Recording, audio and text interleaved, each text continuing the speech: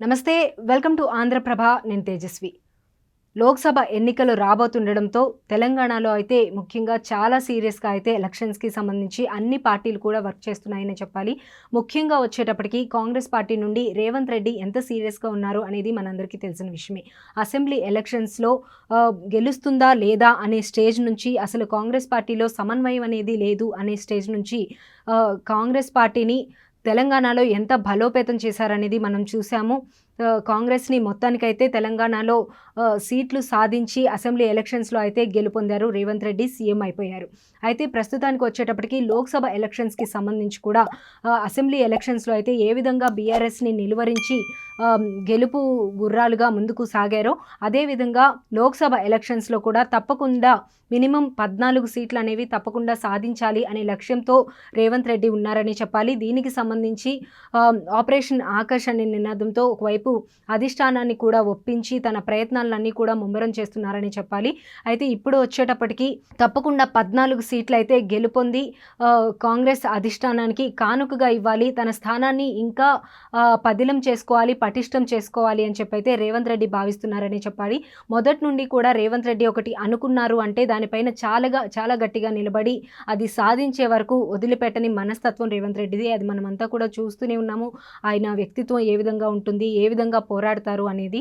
అయితే ఇప్పుడు వచ్చేటప్పటికి లోక్సభ ఎలక్షన్స్లో మాత్రం తప్పకుండా 14 సీట్లు గెలుపొందాలి అనే లక్ష్యంతో రాష్ట్రంలో ఉన్న అన్ని లోక్సభ స్థానాలకి, అన్ని నియోజకవర్గాలకి సంబంధించిన నాయకులందరితో కూడా కేవలం రాష్ట్రానికి సంబంధించిన పెద్ద నాయకులు మాత్రమే కాదు, కేడర్ నుంచి అంటే గ్రౌండ్ లెవెల్ నుంచి కూడా అందరూ నాయకుల్ని కూడా సమన్వయం చేసుకుంటూ వాళ్ళందరికీ కూడా అవసరమైనటువంటి సలహాలు, సూచనలు అయితే రేవంత్ రెడ్డి గారు ఇస్తున్నారని చెప్పాలి. మొత్తానికి వచ్చేటప్పటికి ఒకవేళ ఆల్రెడీ అసెంబ్లీ ఎలక్షన్స్లో అయితే కాంగ్రెస్ పార్టీ గెలిచింది. అలాగే లోక్సభ ఎలక్షన్స్లో కూడా తప్పకుండా గెలవాలి అనే పట్టుదలతో మాత్రం రేవంత్ రెడ్డి అన్నారు. ఒకవేళ సీట్లు తక్కువ వచ్చే ఛాన్స్ ఉన్నా, గెలవకపోయినా పరిస్థితి ఎంత కష్టంగా ఉంటుంది. ఒకవైపు అసెంబ్లీ ఎలక్షన్స్లో బీఆర్ఎస్ పైన గెలిచాము, ఇప్పుడు లోక్సభ ఎన్నికల్లో తప్పకుండా బీజేపీ పైన గెలిచి తీరాలి అనే పట్టుదలతో ఉన్నారు. ఒకవేళ గెలవకపోతే చాలా ప్రాబ్లమ్స్ అనేవి క్రియేట్ అవుతాయి అనేదైతే ముందుగానే ఆలోచించిన రేవంత్ రెడ్డి తప్పకుండా సీట్లు అనేవి ఎక్కువ తెచ్చుకోవాలి, బీజేపీని ఓడించి మళ్ళీ కాంగ్రెస్ సీట్లు అనేవి అసెంబ్లీలో ఏ విధంగా వచ్చాయో అలాగే లోక్సభలో కూడా వీలైనన్ని ఎక్కువ సీట్లు అయితే రాష్ట్రం నుండి అధిష్టానానికి అందించాలి అని గట్టి పట్టుదలతో ఉన్నారు. ఒకవేళ బీజేపీ కంటే కనుక తక్కువ సీట్లు వస్తే చాలా ప్రాబ్లమ్స్ ఫేస్ చేయాల్సి వస్తుంది, ఎన్నో కఠినమైన సిచ్యువేషన్స్ని ఎదుర్కోవాల్సిన పరిస్థితి వస్తుందని చెప్పి కూడా రేవంత్ రెడ్డి క్యాడర్కి కావచ్చు, అలాగే మిగిలిన నాయకులకి కావచ్చు చాలా గట్టిగా చెప్పారు.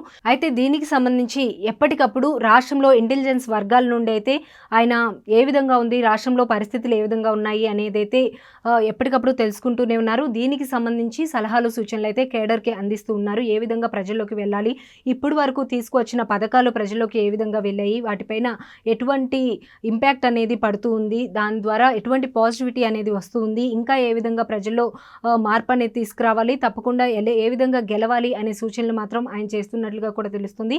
అలాగే మొత్తానికి వచ్చేటప్పటికి ఇప్పుడు కూడా ఎలక్షన్స్కి టైం వచ్చేటప్పటికి చాలామంది పక్క పార్టీల నుండి కూడా కాంగ్రెస్లో చేరుతున్న విషయం మనందరికీ తెలిసిందే. అయితే మొదటి నుంచి ఉన్న నాయకులు కావచ్చు, అలాగే కొత్తగా వచ్చిన నాయకులు కావచ్చు, అందరికీ కూడా ఎటువంటి విభేదాలు లేకుండా ప్రతి ఒక్కరు కూడా సమన్వయంతో ముందుకు వెళ్ళాలి.